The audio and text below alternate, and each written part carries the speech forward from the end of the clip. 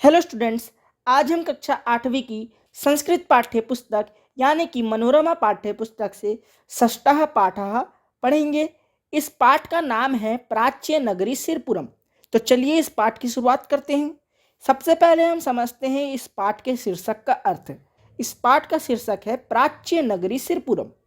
तो प्राच्य नगरी का अर्थ होता है प्राचीन नगरी। प्राचीन यानी कि बहुत पुराना, और सिरपुरम यानी कि सिरपुर। अब सिरपुर को तो आप लोग जानते ही होंगे, या सिरपुर का नाम तो आप लोगों ने सुना ही होगा। सिरपुर हमारे छत्तीसगढ़ में स्थित एक गांव है। हो सकता है आप लोग यहाँ गए भी हो। तो ये जो स्थान है, ये जो स्थल है सिरपुर, यह बहुत ही प्राचीन है, बहुत ही पुराने समय से है। तो आज हम इस पाठ के माध्यम से सिरपुर के बारे में जानेंगे। तो चलिए इस पाठ को शुरू करते हैं। तो पहला पैराग्राफ देखिए। सिरपुरम दक्षिण कौशलस्य राजधानी आसीत। आसीत का अर्थ होता है थी।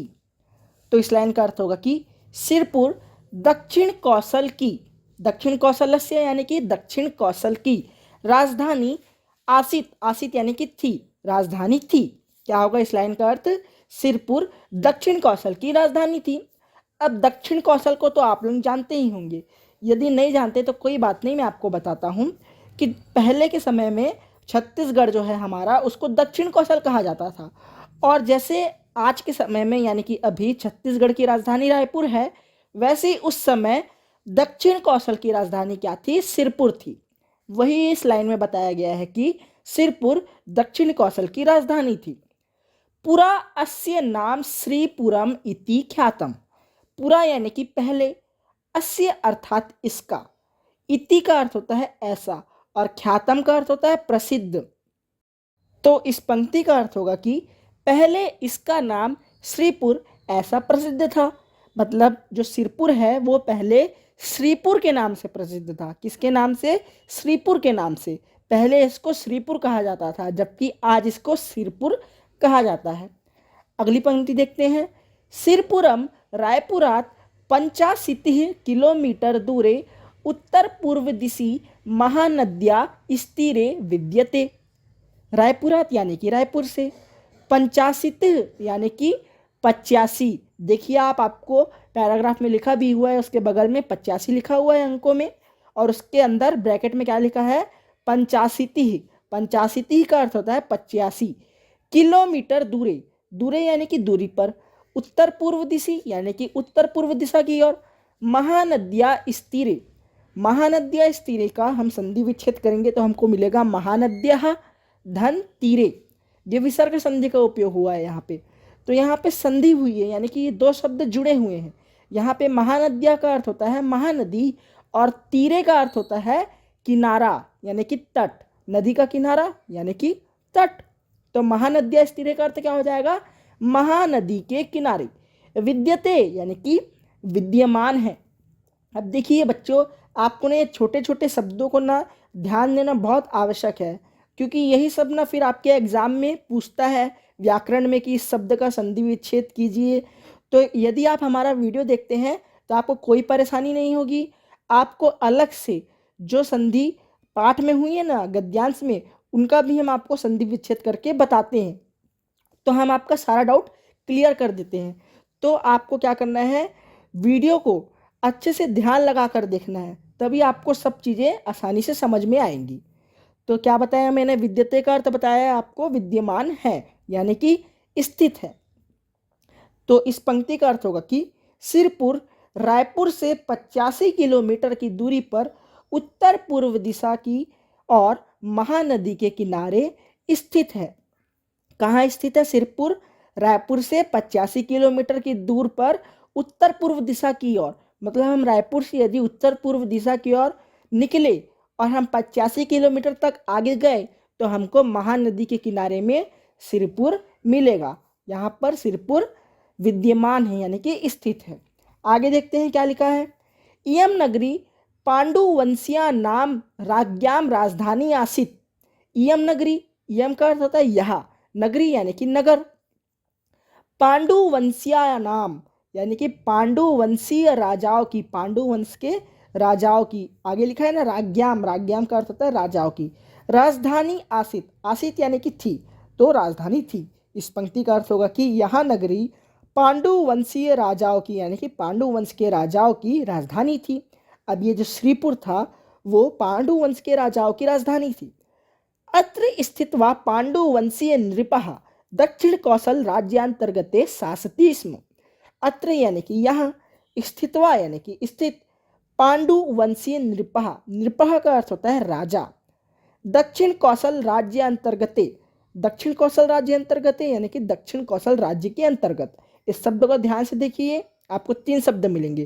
पहला दक्षिण कौशल, दूसरा राज्य और तीसरा अंतर्गते। तो राज्य यानी कि आप लोग तो जानते ही हैं, अंतर्गते यानी कि अंतर्गत यानी कि अंदर। तो दक्षिण कौशल राज्य के अंतर्गत। शासती यानी कि शासन करना।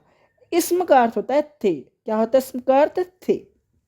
तो इस पंक्ति का अर्थ होगा कि यहाँ स्थित पांडु वंश के राजा दक्षिण कौशल राज्य के अंतर्गत शासन करते थे।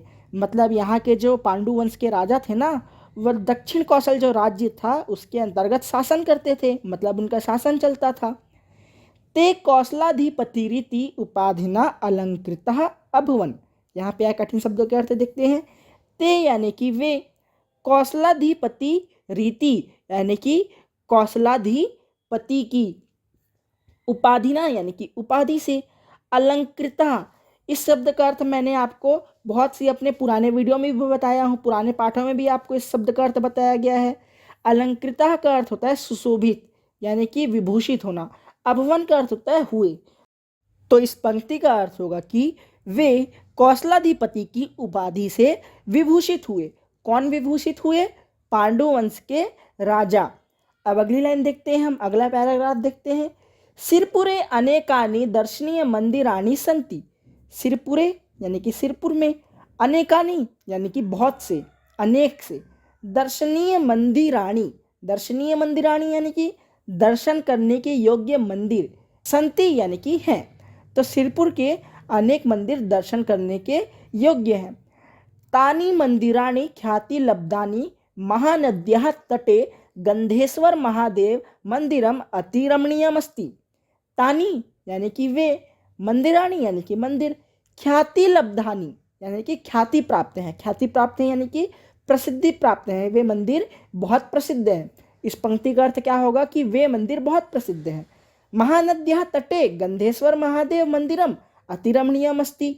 महानद्याः तटे यानी कि महानदी के किनारे, गंधेश्वर महादेव मंदिरम यानी कि गंधेश्वर महादेव का मंदिर, अति रमणीयम अस्ति, अति यानी कि बहुत, रमणीयम यानी कि सुंदर, और अस्ति यानी कि है। तो अति रमणीयम अस्ति का अर्थ क्या होगा कि बहुत ही सुंदर है। तो इस पूरी पंक्ति का अर्थ देखते हैं। इस पूरी पंक्ति का अर्थ होगा कि महानदी के तट पर स्थित गंधेश्वर महादेव जी का मंदिर बहुत ही सुंदर है। श्रावण मासे तीर्थयात्रिणः वहनिकायां जलम आनयन्ति। श्रावण मासे यानी कि सावन के माह में, तीर्थयात्रिणः यानी कि तीर्थयात्री, वहनिकायां, वहनिकायां का अर्थ होता है कांवर। अब देखो बच्चों, कांवर एक ऐसा उपकरण होता है, वो तराजू टाइप का दिखता है, जिसको जो तीर्थयात्री रहते हैं ना वो अपने कंधे पर लटका के आते हैं। जैसा कि अभी आपको स्क्रीन में दिख रहा है ना, इसको हम बोलते हैं कांवर। तो कांवर में जलम यानी कि जल, आनयंती, आनयंती यानी कि लाते हैं। तो इस पंक्ति का अर्थ होगा कि सावन के माह में तीर्थयात्री कांवर में जल भरकर लाते हैं यानी कि जल लेकर आते हैं। तज्जलम शिवम प्रति अर्पयंती पूजयंती चा। तज्जलम यानी कि तत्धन जलम, इसका संधि विच्छेद कर रहे हैं हम, तत्धन जलम। तज्जलम यानी कि उस जल को, शिवम प्रति यानी कि शिव जी को, अर्पयंती, अर्पयंती यानी कि अर्पित करके, पूजयंती, पूजयंती यानी कि पूजा करते हैं। तो इस पंक्ति का अर्थ होगा कि उस जल को शिव को अर्पित करके और उनकी पूजा करते हैं। वो जो जल रहता है उसको भगवान शिव को अर्पित किया जाता है। कौन सा जल? जो तीर्थयात्री कांवर में भर के लाते हैं, उसको शिव जी को अर्पित किया जाता है और उनकी पूजा की जाती है। मंदिरस्य बाह्य भित्ते गंधर्व देवी देवानाम अप्सराणाम अटित चित्राणि मनांसी रंजयंती। मंदिरस्य यानी कि मंदिर के, बाह्य भित्ते, बाह्य भित्ते यानी कि बाहर की दीवार में, गंधर्व देवी देवानाम यानी कि गंधर्व देवी देवताओं की, अप्सराणाम यानी कि अप्सराओं की, अटित चित्राणी यानी कि चित्र, मनांसी मनांसी यानी कि मन को, रंजयंती यानी कि मोह लेते हैं। तो इस पंक्ति का अर्थ होगा कि मंदिर की बाहरी दीवारों में गंधर्व देवी देवताओं और अप्सराओं के चित्र बने हुए हैं जो कि मन को मोह लेते हैं। मतलब कि बच्चों, वहाँ पर जो मंदिर स्थित हैं, जो सिरपुर में प्रसिद्ध मंदिर है, उनकी जो बाहरी दीवार है, मतलब कि दीवार के बाहर की ओर गंधर्व देवी देवताओं की और अप्सराओं के चित्र बने हुए हैं जो कि मन को मोह लेते हैं। अब हम आगे चलते हैं। आगे लिखा है, सप्तम्याम शताब्द्याम निर्मितम लक्ष्मण मंदिरम रक्तेष्टिकायाम शोभते। सप्तम्याम यानी कि 7वीं, शताब्द्याम यानी कि शताब्दी में, निर्मितम यानी कि निर्मित यानी कि जिसका निर्माण हुआ हो, लक्ष्मण मंदिरम यानी कि लक्ष्मण मंदिर, रक्तेष्टिकायाम रक्तेष्टिकायाम यानी कि लाल ईंटें, शोभते शोभते यानी कि सुंदर हैं। तो इस पंक्ति का अर्थ होगा कि 7वीं शताब्दी में लाल ईंटों से बना हुआ लक्ष्मण मंदिर सुंदर है। अत्र इष्टिकायाम अपि मूर्तयः उत्कीर्णाः सन्ति। अत्र यानी कि यहाँ, इष्टिकायाम यानी कि ईंटें, उसके बाद अपि का अर्थ होता है भी, मूर्तयः यानी कि मूर्तियाँ, उत्कीर्णाः उत्कीर्णाः का अर्थ होता है उकरी हुई या फिर खुदी हुई, संति का अर्थ होता है। तो इस पंक्ति का अर्थ होगा कि यहाँ की ईंटों पर भी मूर्तियाँ खुदी हुई हैं। एतद मंदिरम श्रीपुर नरेशस्य शिवगुप्तस्य मात्रा निर्मितम। एतद यानी कि यह, मात्रा यानी कि माता, निर्मितम यानी कि निर्माण कराया था। तो इस पंक्ति का अर्थ होगा कि इस मंदिर को श्रीपुर के नरेश यानी कि श्रीपुर के राजा शिवगुप्त की माता ने बनाया था। अब आगे देखते हैं क्या लिखा है। तस्याः नाम महाराज्ञी वाष्टा आसीत। तस्याः यानी कि उनका, महाराज्ञी यानी कि महारानी, आसित यानी कि था। तो इस पंक्ति का अर्थ है कि उनका नाम महारानी वाष्टा था। किनका नाम? शिवगुप्त की माता का नाम क्या था? उनका नाम महारानी वाष्टा। आगे देखते हैं क्या लिखा है। सा वैष्णवी आसित। सा वैष्णवी आसित यानी कि सा का अर्थ होता है वह, वैष्णवी, वैष्णवी का अर्थ होता है वैष्णव भक्त, आसित यानी कि थी। तो इस पंक्ति का अर्थ होगा कि वह वैष्णव भक्त थी। आगे लिखा है, तया इदम मंदिरम स्वपतेः महाराज हर्षगुप्तस्य स्मृत्यां निर्मितम। इदम मंदिर विष्णु मंदिरम आसीत। तया, तया यानी कि उन्होंने, इदम यानी कि यह, मंदिरम यानी कि मंदिर, स्वपतेः, स्वपतेः का अर्थ होता है अपने पति, स्व यानी कि स्वयं और पतेः यानी कि पति। तो स्वपतेः का अर्थ होगा कि अपना पति। महाराज हर्षगुप्तस्य, ये उनके पति का नाम है। क्या है उनके पति का नाम? महाराज हर्षगुप्त। स्मृत्याम, स्मृत्याम यानी कि स्मृति में अर्थात याद में, निर्मितम यानी कि बनाया था। तो इस पंक्ति का अर्थ होगा कि उन्होंने यह मंदिर अपने पति महाराज हर्षगुप्त की याद में बनाया था। इदम मंदिरम विष्णु मंदिरम आसीत, यानी यह मंदिर विष्णु मंदिर था। कालांतरे तन मंदिरम लक्ष्मण मंदिरस्य नामना विख्यातम। कालांतरे यानी कि बाद में, तन मंदिरम यानी कि वह मंदिर, लक्ष्मण मंदिरस्य, लक्ष्मण मंदिर, नामना यानी कि नाम से, विख्यातम यानी कि प्रसिद्ध हुआ। इस पंक्ति का अर्थ है कि बाद में वह मंदिर लक्ष्मण मंदिर के नाम से प्रसिद्ध हुआ। यानी कि बच्चों, वो मंदिर जो महारानी वाष्टा ने बनाया था वो पहले विष्णु मंदिर था, लेकिन बाद में वह मंदिर जो है वो लक्ष्मण मंदिर के नाम से प्रसिद्ध हो गया। आगे देखते हैं क्या लिखा है। आगे लिखा है, लक्ष्मण मंदिरम निक्सा राम मंदिरम अस्ति। लक्ष्मण मंदिरम निक्सा, निक्सा यानी कि नज़दीक अर्थात समीप, राम मंदिरम अस्ति यानी कि राम मंदिर है। तो इस पंक्ति का अर्थ है कि लक्ष्मण मंदिर के समीप ही राम मंदिर है। अभी जो लक्ष्मण मंदिर है उसके पास में ही एक और मंदिर है और वो राम मंदिर है।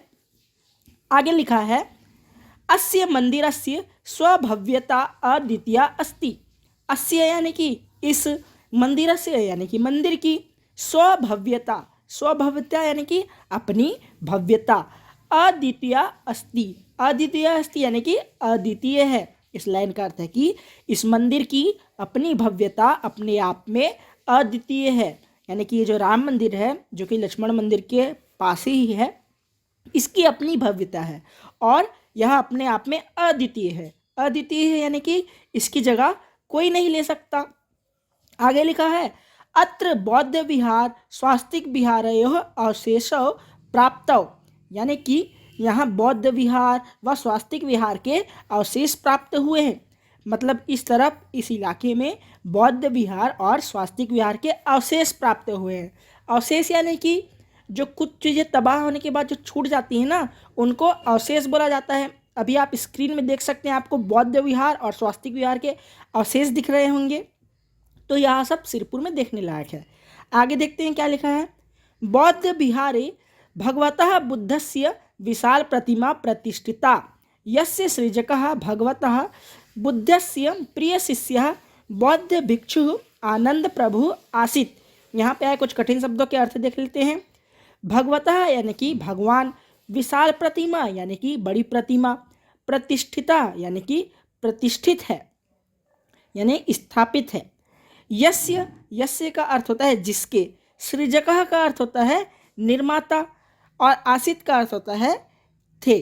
तो इस लाइन का अर्थ देख लेते हैं। इस लाइन का अर्थ होगा कि बौद्ध विहार में भगवान बुद्ध की विशाल प्रतिमा स्थापित है, जिसके निर्माता भगवान बुद्ध के प्रिय शिष्य बौद्ध भिक्षु आनंद प्रभु थे। इसके निर्माता कौन थे? भगवान बुद्ध के प्रिय शिष्य बौद्ध भिक्षु आनंद प्रभु थे। तो ये नाम आपको याद रखना है। अब आगे देखते हैं क्या लिखा है। सिरपुरस्य भव्य संग्रहालयो अपि दर्शनीयो अस्ति। सिरपुरस्य यानी सिरपुर का, भव्य, भव्य यानी कि विशाल, संग्रहालयो अपि यानी संग्रहालय भी, दर्शनीयो अस्ति देखने योग्य है। तो इस लाइन का अर्थ है कि सिरपुर का विशाल संग्रहालय भी देखने योग्य है। सिरपुर में एक संग्रहालय भी है जो कि बहुत विशाल है और यह देखने योग्य है, दर्शन करने योग्य है। संग्रहालय शैव वैष्णव बौद्ध जैन संप्रदायानां विविधा प्रतिमा विद्यन्ते। संग्रहालय यानी कि संग्रहालय में शैव वैष्णव बौद्ध जैन संप्रदायानाम यानी कि संप्रदायों की, आगे लिखा है विविधा, विविधा यानी कि विभिन्न, प्रतिमा यानी कि प्रतिमाएं, विद्यन्ते, विद्यन्ते यानी कि विद्यमान है यानी कि स्थित है। इस लाइन का अर्थ है कि संग्रहालय में शैव, शैव यानी कि शिव, वैष्णव यानी कि विष्णु, बौद्ध और जैन संप्रदायों के विभिन्न प्रतिमाएं हैं। मतलब ये जो संग्रहालय है यहाँ पर शिव की, विष्णु की, बौद्ध और जैन संप्रदायों की विभिन्न प्रतिमाएं हैं। प्रतिमाएं यानी कि मूर्ति हैं। हर्षवर्धनस्य काले चीनी यात्री हेनसांगः भारतम समायातः। इस लाइन का अर्थ है कि हर्षवर्धन के समय में चीनी यात्री हेनसांग भारत आए। मतलब कि बच्चों इस लाइन में आपको ये बताया जा रहा है कि हर्षवर्धन जो है ना, उनके समय में एक चीनी यात्री हेनसांग भारत आए थे। आगे लिखा है तेन श्रीपुरस्य श्री समृद्धयोः वर्णनम कृतम, अर्थात उसने श्रीपुर की सुंदरता तथा समृद्धि का वर्णन किया है। किसने? हेनसांग ने। हेनसांग ने क्या किया है? श्रीपुर की यानी सिरपुर की सुंदरता तथा समृद्धि का वर्णन किया है। यहाँ पे जो कठिन शब्द था, एक ही कठिन शब्द था, वो था श्री समृद्धियो यानी कि वैभव और संपन्नता का, यानी कि सुंदरता का और समृद्धि का। ठीक है, आगे लिखा है एतत् छत्तीसगढ़स्य प्रमुख पर्यटन स्थलम अस्ति। एतत् यानी कि यह, छत्तीसगढ़ से यानी कि छत्तीसगढ़ का प्रमुख पर्यटन स्थलम अस्ति। इस लाइन का अर्थ है कि यह छत्तीसगढ़ का प्रमुख पर्यटन स्थल है। ये जो सिरपुर है वो छत्तीसगढ़ का एक प्रमुख पर्यटन स्थल है। अगला पैराग्राफ देखते हैं अब। प्रतिवर्षे अत्र बुद्ध पूर्णिमा अवसरे सिरपुर महोत्सवः समायोज्यते। प्रतिवर्षे यानी कि हर वर्ष, अत्र यानी कि यहाँ, बुद्ध पूर्णिमा अवसरे, बुद्ध पूर्णिमा के अवसर में सिरपुर महोत्सवः समायोज्यते, समायोज्यते यानी कि आयोजन किया जाता है, यानी कि सिरपुर महोत्सव का आयोजन किया जाता है। इस लाइन का अर्थ होगा कि प्रतिवर्ष बुद्ध पूर्णिमा के अवसर पर सिरपुर में महोत्सव का आयोजन किया जाता है। अगली लाइन है अस्मिन् अवसरे देश विदेशानां अनेके कलानुरागिणः आयन्ति। यहाँ पे कठिन शब्दों के अर्थ देखते हैं। अस्मिन् यानी कि इस, अवसरे यानी कि अवसर पर, देश विदेशानाम अर्थात देश विदेशों के, अनेके यानी कि अनेक, कलानुरागिणः अर्थात कला के प्रेमी, आयंती यानी कि आते हैं। इसका अर्थ होगा कि इस अवसर पर देश तथा विदेश से अनेक कला प्रेमी भी आते हैं। अगली पंक्ति है, श्रीपुरम छत्तीसगढ़ राज्यस्य प्रसिद्ध धार्मिकम ऐतिहासिकंच केंद्रमस्ति, अर्थात सिरपुर छत्तीसगढ़ राज्य का प्रसिद्ध धार्मिक और ऐतिहासिक केंद्र है। यह जो सिरपुर है, ये जो गांव सिरपुर है, वो छत्तीसगढ़ राज्य का प्रसिद्ध धार्मिक और ऐतिहासिक केंद्र है। ऐतिहासिक दृष्टया सिरपुरम छत्तीसगढ़ राज्यस्य काशी इति अभिधीयते। अभिधीयते का अर्थ होता है बच्चों कहा जाता है, इति यानी कि ऐसा। तो इस लाइन का अर्थ होगा कि ऐतिहासिक दृष्टि से सिरपुर को छत्तीसगढ़ राज्य की काशी ऐसा कहा जाता है। मतलब कि बच्चों जो हमारा सिरपुर है उसको छत्तीसगढ़ राज्य की काशी कहा जाता है। तो ये चीज़ आपको याद रखनी है। तो बच्चों इस प्रकार से हमने प्राचीन नगरी सिरपुर के बारे में पढ़ा। अब यहाँ पे जो है कुछ कठिन शब्द थे वो आपको याद कर लेना है। अब हम चलते हैं अभ्यास प्रश्न की ओर। तो देखिए पहला प्रश्न है कि निम्नलिखित प्रश्नों के उत्तर संस्कृत में दीजिए। अब आपको नीचे दिए गए प्रश्नों के उत्तर संस्कृत भाषा में लिखना है। तो चलिए देख लेते हैं इसको। का है सिरपुरम कस्य राजधानी आसीत, अर्थात सिरपुर किसकी राजधानी थी। तो हमने क्या पढ़ा इस पाठ में कि सिरपुर दक्षिण कौशल की राजधानी थी। तो देखिए इसे संस्कृत में क्या लिखेंगे इसका उत्तर। इसका उत्तर आप लिखेंगे कि सिरपुरम दक्षिण कौशलस्य राजधानी आसीत, अर्थात सिरपुर दक्षिण कौशल की राजधानी थी। ख है सिरपुरस्य पुरा नाम किम आसीत, अर्थात सिरपुर का प्राचीन नाम क्या था। हमने क्या पढ़ा पाठ में कि सिरपुर का प्राचीन नाम तो श्रीपुर था। तो उसका उत्तर आप लिखेंगे सिरपुरस्य पुरा नाम श्रीपुरम आसीत, अर्थात सिरपुर का प्राचीन नाम श्रीपुर था। ग है तीर्थयात्रिणः केन जलम आनयन्ति, अर्थात तीर्थयात्री किससे जल लाते हैं। तो मैंने आपको किससे जल लाते हैं बताया था कि कांवड़ में जल लाते हैं। तो इसका उत्तर आप कैसे लिखेंगे। इसका उत्तर आप लिखेंगे कि तीर्थयात्रिणः वह निकायम, कांवड़ को संस्कृत में बोलते हैं वह निकायम। तो इसका उत्तर लिखेंगे कि तीर्थयात्रिणः वह निकायम जलम आनयन्ति, यानी कि तीर्थयात्री कांवड़ में जल लाते हैं। घ है मंदिरे कानि कानि चित्राणि सन्ति, अर्थात मंदिर में कौन कौन से चित्र हैं। कानि कानि यानी कि कौन कौन से, चित्राणि यानी कि चित्र, संति यानी कि हैं। तो इस प्रश्न में पूछा जा रहा है कि मंदिर में कौन कौन से चित्र हैं। तो इसका उत्तर आप लिखेंगे कि मंदिरे गंधर्व देवी देवानाम अप्सराणाम चित्राणि सन्ति, यानी कि मंदिर में गंधर्व देवी देवता अप्सरा के चित्र हैं। णा है महाराज्ञी वाष्टा कस्य माता आसीत, अर्थात महारानी वाष्टा किसकी माता थी। तो महारानी वाष्टा किसकी माता थी, श्रीपुर के नरेश शिवगुप्त की माता थी। तो इसका उत्तर आप संस्कृत में इस प्रकार लिखेंगे कि महाराज्ञी वाष्टा श्रीपुर नरेशस्य शिवगुप्तस्य माता आसीत, अर्थात महारानी वाष्टा श्रीपुर नरेश शिवगुप्त की माता थी। अब आपका प्रश्न 2 है रिक्त स्थानों की पूर्ति कीजिए। तो इसे भी देख लेते हैं। का श्रीपुरम रायपुरात खालिस्तान दिशि विद्यते, इसमें आप लिखेंगे यहाँ पे जो खालिस्तान है यहाँ लिखेंगे आप सिरपुरम रायपुरात उत्तर पूर्व दिशि विद्यते। ख है सिरपुरे अनेकानि खालिस्तान सन्ति, यहाँ पे आप लिखेंगे दर्शनीय मंदिराणि। तो ये हो जाएगा सिरपुरे अनेकानि दर्शनीय मंदिराणि सन्ति, अर्थात सिरपुर में अनेक दर्शन करने योग्य मंदिर हैं। ग है तज्जलम खालिस्तान अर्पयन्ति, यहाँ पे आप लिखेंगे शिवम प्रति, यानी कि उस जल को शिव जी को चढ़ाया जाता है। घ है इदम मंदिरम खालिस्तान स्मृत्याम निर्मितम, यहाँ खालिस्तान में आप लिखेंगे स्वपतेः महाराज हर्षगुप्तस्य, यानी कि इदम मंदिरम स्वपतेः महाराज हर्षगुप्तस्य स्मृत्याम निर्मितम। ण है एतद् छत्तीसगढ़स्य खालिस्तान पर्यटन स्थलम अस्ति, यहाँ पे आप खालिस्तान में लिखेंगे प्रमुख। तो ये हो जाएगा एतत् छत्तीसगढ़स्य प्रमुख पर्यटन स्थलम अस्ति। प्रश्न 3 आपसे पूछ रहा है कि संस्कृत में अनुवाद कीजिए। प्रश्न 3 में आपको संस्कृत में अनुवाद करने के लिए कहा गया है। तो नीचे कुछ हिंदी में वाक्य दिए गए हैं, 5 वाक्य दिए गए हैं, इनका संस्कृत में अनुवाद करना है। तो देख लेते हैं इसे भी। का है लक्ष्मण मंदिर लाल ईंटों से बना है। तो इसका अनुवाद हो जाएगा कि लक्ष्मणं मंदिरम रक्तेष्टिकायां निर्मितम अस्ति। ख है सिरपुर महानदी के किनारे स्थित है। इसका अनुवाद होगा कि सिरपुरम महानद्या तीरे स्थितो अस्ति। ग है सिरपुर का संग्रहालय दर्शनीय है। इसका अनुवाद होगा कि सिरपुरस्य संग्रहालयः दर्शनीयम् अस्ति। घ है यह पहले विष्णु मंदिर था। इसका अनुवाद होगा कि इदम पूर्वम विष्णु मंदिरम आसीत्।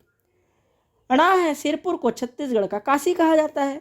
इसका अनुवाद हो जाएगा सिरपुरम छत्तीसगढ़स्य काशी इति कथ्यते। प्रश्न 4 है निम्नलिखित का संधि विच्छेद करें। अब नीचे आपको कुछ शब्द दिए गए हैं, उनका आपको संधि विच्छेद करना है, मतलब उनकी संधि को तोड़ना है। तो देख लेते हैं। तज्जलम, तज्जलम का संधि विच्छेद होता है तत् धन जलम। संग्रहालयो अपि, इसका संधि विच्छेद होगा संग्रहालयः धन अपि। तीसरा है नद्या स्तटे, इसका संधि विच्छेद होगा नद्या धन तटे। चौथा है तन मंदिरम, इसका संधि विच्छेद होगा तत् धन मंदिरम। प्रश्न 5 है निम्नलिखित शब्द रूपों के विभक्ति व वचन लिखिए। तो देख लेते हैं इसको। पहला शब्द रूप है राज्ञाम, बच्चों, इसमें षष्ठी विभक्ति है और यह बहुवचन है। दूसरा शब्द रूप है मंदिराणी, इसमें प्रथमा और द्वितीय विभक्ति दोनों है, ये दोनों विभक्ति में आता है और इसका वचन है बहुवचन। तीसरा शब्द है वहनिकायम, वहनिकायम ये जो शब्द है ये सप्तमी विभक्ति का रूप है और यह एक वचन का रूप है। पत्तिहु, पत्तिहु जो शब्द है वह षष्ठी विभक्ति का रूप है और इसका वचन जो है वो एक वचन है। पांचवा शब्द रूप है मंदिरस्य, मंदिरस्य में भी षष्ठी विभक्ति का रूप है और एक वचन है। अगला शब्द रूप है संग्रहालय, बच्चों, इस शब्द रूप में सप्तमी विभक्ति का प्रयोग हुआ है और इसका जो वचन है वह एक वचन है। तो बच्चों इस प्रकार से आपका षष्ठः पाठ प्राच्य नगरी सिरपुरम समाप्त होता है। यदि आपको यह वीडियो पसंद आया हो तो इसे लाइक करना ना भूलें और यदि आप हमारे चैनल में पहली बार आए हैं तो इसे सब्सक्राइब करना और नोटिफिकेशन बेल आइकन को दबाना ना भूलें।